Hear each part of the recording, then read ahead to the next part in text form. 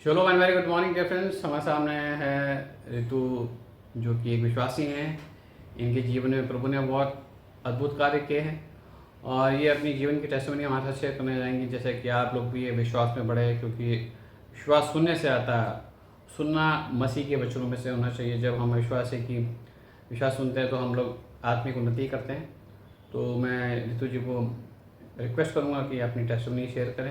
ऋतु जी कौन है आपकी? आप ऋतु जी हैं और ये हमारी स्पाउस हैं, हमारी धर्मपत्नी हैं, हमें बेटर हाफ हैं। सबको जय मसीह की, प्रेज द लॉर्ड। प्रभु यीशु मसीह के शुभ नाम में सबका स्वागत है। वी आर वेरी डिलाइटेड कि प्रभु ने, हम दोनों हिंदू बैकग्राउंड से हैं, लेकिन हम बहुत धन्यवाद देते हैं परमेश्वर को, जिन्होंने हमें सच्चे परमेश्वर यीशु मसीह की बारे में बताया, हम उनको जानने वाले हो सके। जैसे कि बाइबल कहती है कि इस संसार के हाकिम यानी शैतान ने सबकी आंखें बंद करके रखी है। वो देख के नहीं देख पाते हैं, सुन के नहीं सुन पाते हैं, और इसलिए उनके मन बंद पड़े हैं। मनों को क्या कर दिया है?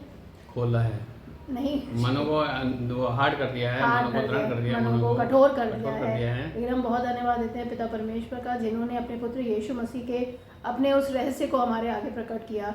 हमने अपने जीवन में परमेश्वर की भलाई देखी, बहुत भलाई देखी। हमारी तो शुरुआत हुई ललित की चंगाई से।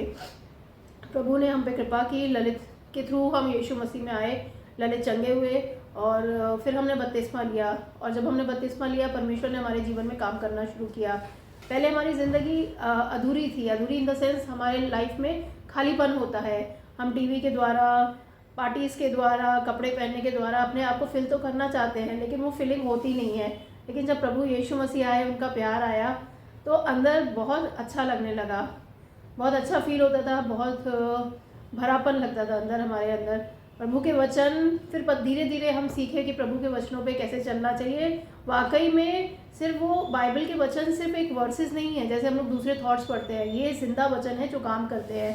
तो हम हर एक विश्वासी को ये करना चाहिए कि एक वचन को अपने अंदर जीवित करना चाहिए। वो वचन कैसे कर सकते हैं, थोड़ा गाइड करिए। जीवित करने के लिए उन पे विश्वास करें, और विश्वास करने के लिए प्रभु कहते हैं कि अच्छा तुम्हें कुछ आगे बढ़ना है, तो वो एक सिचुएशन देते हैं। जैसे हम कहते हैं डरो मत, तो एक ऐसी सिचुएशन आएगी जहाँ डर लगेगा, तो हम पहले तो ऑब्वियसली बीइंग नेचर डरेंगे, लेकिन फिर हमें उस वचन को याद करना है। जब परमेश्वर ने कहा है डर मत, मैं तेरे साथ हूँ, fear not, I am with you, fear not, I am your God, I will help you, I will support you, and I will hold you with my righteous hand. हमें ये वचन दोहराना है। जब ये वचन हम प्रोक्लेम करते हैं तो वो जिंदा होते हैं, उनमें सामर्थ्य होती है, और उन पर विश्वास करना है, तो वो डर भाग जाता है। मेरे जीवन में ऐसे बहुत सारे एग्जाम्पल्स हैं जहाँ मैंने परमेश्वर की भलाई देखी। बहुत सारे इंसिडेंसेस हैं जहाँ डर लगता था, लेकिन प्रभु ने कहा नहीं, मैं तेरे साथ हूँ।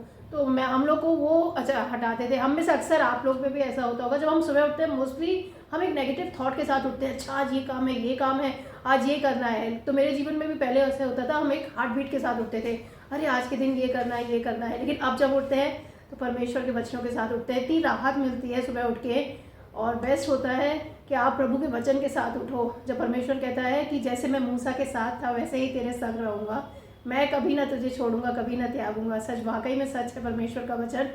एक लाइफ के हर एक स्पैन में हर कोई धीरे धीरे करके छोड़ता जाता है, वो उतना कमिटेड नहीं है। जैसे परमेश्वर ने कहा है कि मैंने तुझसे सबसे ज़्यादा प्यार किया है, सबसे ज़्यादा परमेश्वर हमसे प्यार करते हैं। मेरा यही मैसेज है कि आप भी उस परमेश्वर के स्वाद को चख सके। जैसे परमेश्वर कहते हैं चख के देख परमेश्वर कितना भला है।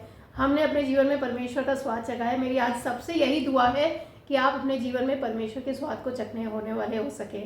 Thank you and praise the Lord. जैसे ने कहा, तुझे ने कहा कि वचन को जिंदा करना है, तो वचन को जिंदा करने का एक ही मात्र उपाय है, जिसमें लिखा है प्रोवर्ब्स 18:21 में कि life and death are in the power of the tongue. जब ज़बान के वश में ही जीवन और मृत्यु है। जब आप अपने ऊपर घोषणाएं करते हैं, प्रभु यीशु मसीह ने जो हमारे लिए प्रोमिस रखी हैं उसकी घोषणा करते हैं, तो ज़िंदा हो जाते हैं। क्योंकि इस ज़बान के द्वारा हम लोग आत्मिक जहाँ में डिक्लेयर करते हैं कि जो प्रभु ने हमारे लिए रख छोड़ा है ब्लेसिंग्स को, उससे वो हम लोग बोते हैं।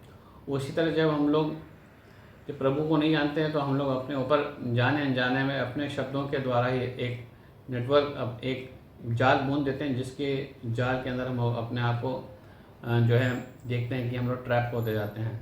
तो अपने शब्दों को नियंत्रण रखने का सबसे अच्छा मात्र उपाय है कि आप जब जो देखेंगे, जो सीखेंगे और जहाँ पे केंद्रित रहेंगे, वही आप सुनेंगे और समझेंगे, और अपने आप को वही बोलना, वो शब्दावली वही हो जाएगी आपकी। शब्दावली को चेंज करने का उपाय है कि आप वचनों पे ध्यान रखें और उसको मनन करें और उसको रात दिन उसको समझें कि उसके अंदर क्या बोला गया है, और जब वो डिक्लेयर करेंगे वो चीज़ें होने शुरू हो जाएंगी। इसी थॉट प्रोसेस से आपको छोड़ता हूँ। अगली बार हम लोग फिर से मिलेंगे एक नए थॉट के साथ। तब तक जय मसीह की। जय मसीह की।